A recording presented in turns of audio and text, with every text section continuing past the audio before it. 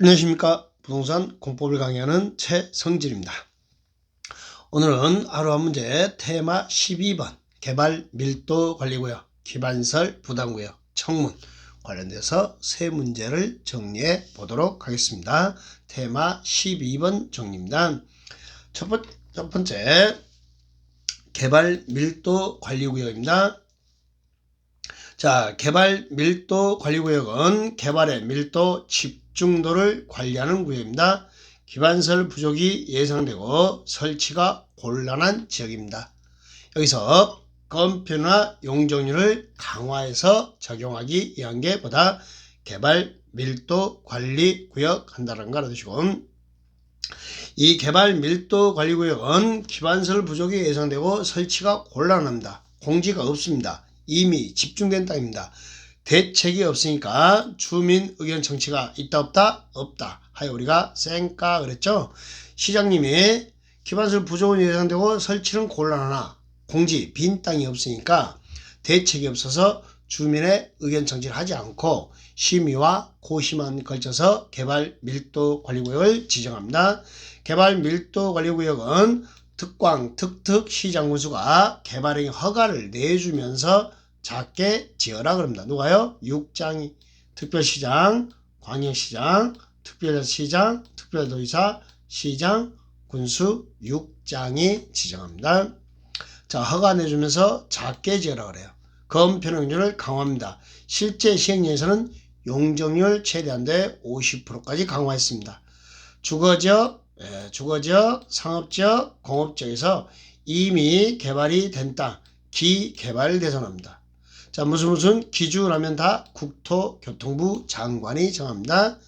자, 지정권자는 6장이고 지정기준은 국토교통부 장관인데 도로나 수도나 하수도나 학교가 부족할 걸로 예상되는 지역에 지정합니다. 특히 향후 2년 내 학생 수가 학교 수용 능력을 20% 이상 초과할 걸로 예상되더라 학교가 고려 대상이었습니다. 지정 절차는 심의와 고시, 주민 의견 청취 없다, 쌩까 하는 거 기억하시고, 자, 기반설 부족도는 판단하는 기준은 2년 20% 이렇게 되어 있는 거 확인하시면 되겠습니다. 자, 개발 밀도 관리구역이라는 설명으로 틀린 거 찾아라 그랬어요. 뭐 찾으라고요? 틀린 겁니다.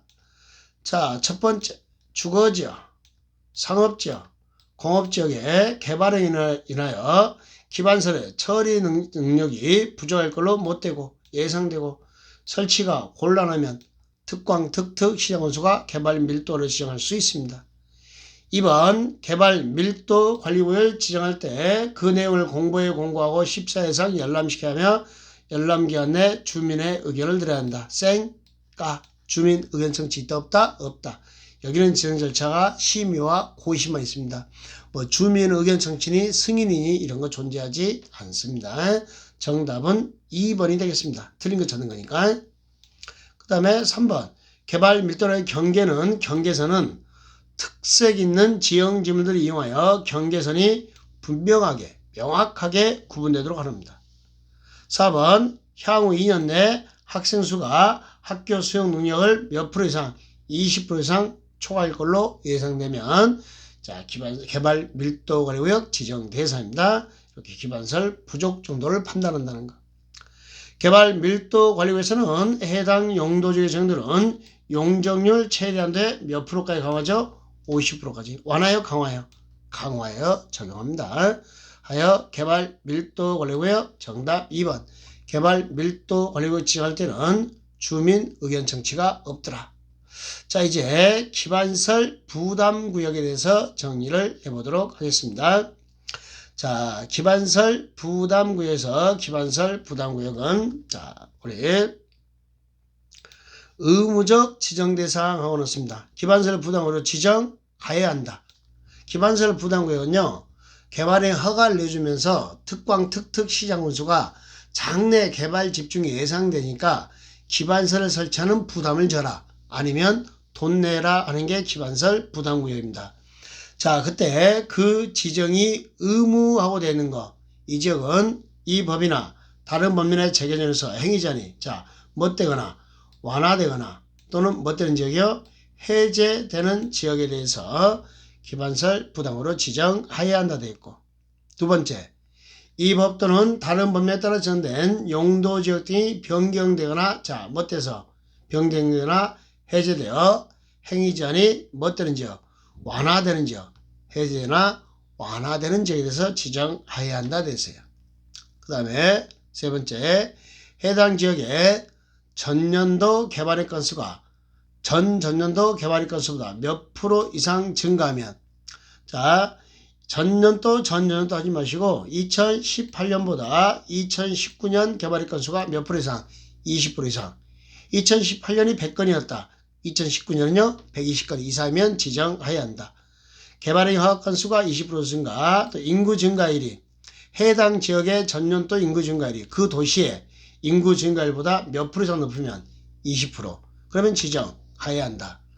규제가 완화되거나 해제되더라. 완화, 해제 두 개 얼마? 20 이렇게 확인하시면 되겠습니다.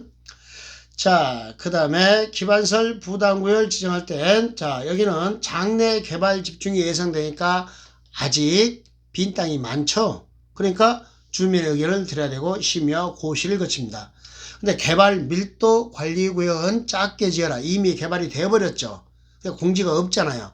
그러니까 거기에서는 주민의 의견을 들어도 기반설 부족은 예상되고 설치는 곤란하나 공지가 없으니까 대책이 없어요. 하여 개발 밀도 관리구역은 주민 의견 청취가 없습니다.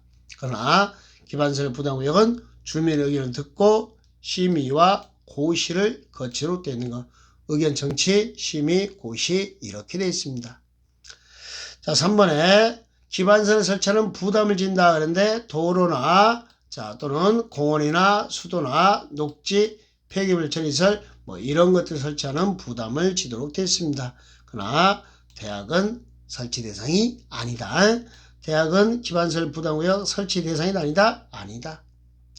4번 기반 설치 비용은 현금, 신용카드나 직불카드 납부를 원칙으로 하되 이와 비슷한 토지로 납부할 수 있다. 즉 물납을 인정할 수 있습니다. 원칙은 현금이나 카드나 토지로 물납할 수 있다. 이렇게 됐네요. 자, 기반설 부담구역 설명으로 다음 중 옳은 것은 되어 있습니다. 뭐라고요? 옳은 것 찾으랍니다.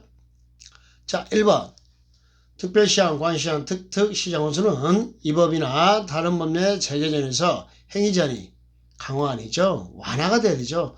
장래 개발 집중이 예상되니까 강화가 아니고 완화 또는 해제되는 지역에서 지정해야 한다 됐죠. 완화 또는 해제되는 지역에서 지정해야 한다. 두 번째, 기반설 부담을 지정할 때 주민 의견을 들어야 되죠. 여기는 대책이 있잖아요. 장래 개발 집중 예산에 아주 공지가 많죠. 주민은 듣고 심의하고 고시하고 이렇게 있어요. 주민의 청취 한다는 거 안 한다 틀렸죠? 누가 안 하죠? 개발 밀도 관리구역이 주민 의견 청취가 없었어요. 쌩까 그랬잖아요. 구별해 주시고. 자, 3번에 대학은 설치 대상이 아니죠. 4번에 현금이나 신용카드, 직불카드 납부를 원칙으로 하되 토지로 물납을 인정할 수 없다가 아니라 있다죠. 그래서 4번도 틀렸고. 답은 몇 번이에요? 5번. 자, 기반설 부담구역 지정 고시로부터 1년 내 기반설 체계에 수립되지 않으면 1년 된 날 무슨 날? 다음 날 해제된 것으로 본다. 이렇게 처리되어 있습니다. 자, 기반설 부담구역 지정 의무 기억합시다. 규제가 완화되거나 해제되죠. 완화 해제 두 개 20% 이상 증가죠. 개발의 건수나 인구 증가율이 20% 이상 증가. 요거 기억하시고 개발 밀도 관리구역은 주민 의견 청취가 없으나 쌩깠죠.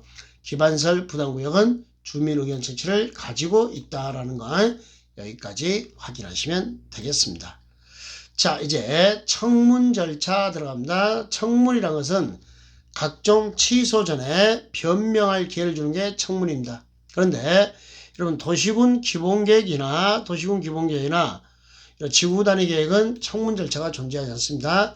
도시군 기본계획은 취소하더라도 우리한테 직접 영향을 주지 않으니까 청문 절차가 없고 지구단위 계획은 취소가 없어요. 실효제도를 가지고 있지 지구단위 계획은 취소라는 제도가 없습니다. 그 다음에 개발 밀도 관리구역 지정의 취소도 청문 절차가 없습니다. 왜냐하면 개발 밀도 관리구역 지정은 뭐죠? 작게 지어라죠. 그걸 취소하면 크게 지어라죠. 따질 만한 소송상 이익이 없다는 거예요. 다툴 이익이 없다는 거예요. 그래서 청문 절차가 없습니다. 하여 청문 절차가 인정되는 것은 우리 국토의 계획 및 이용에 관한 법률에서는 개발행위 허가의 취소가 청문 절차가 있고요. 도시공개 시설사업 시행자 지정의 취소, 실시계 인가의 취소, 계도 실시 요 세 가지만 청문 절차가 인정이 됩니다. 자, 그러면 여기 테마 12-3번 객관식 문제 푸는 요령을 가르쳐 드리겠습니다. 청문을 해야 하는 것만 모두 고른 것은 그랬어요. 뭘 해야 되는가요? 청문. 청문이라는 것은 각종 취소 전에 변명의 기회를 줍니다. 쭉 보니까 다 취소가 있죠. 그럼 여기서 이제 청문하는 것만 모두 고른 것은 자, 기업번 개발의 허가 취소, 내 거 건축가 취소하면 싸워야 되죠. 청문 절차가 있습니다. 그럼 아래로 내려가요. 답에 뭐가 있어야 돼요? 기업번이 있어야 되는 겁니다. 이렇게 기업번이. 그러니까 자, 기업번이 없는 4번 아웃, 5번 아웃 이렇게 푸는 거죠.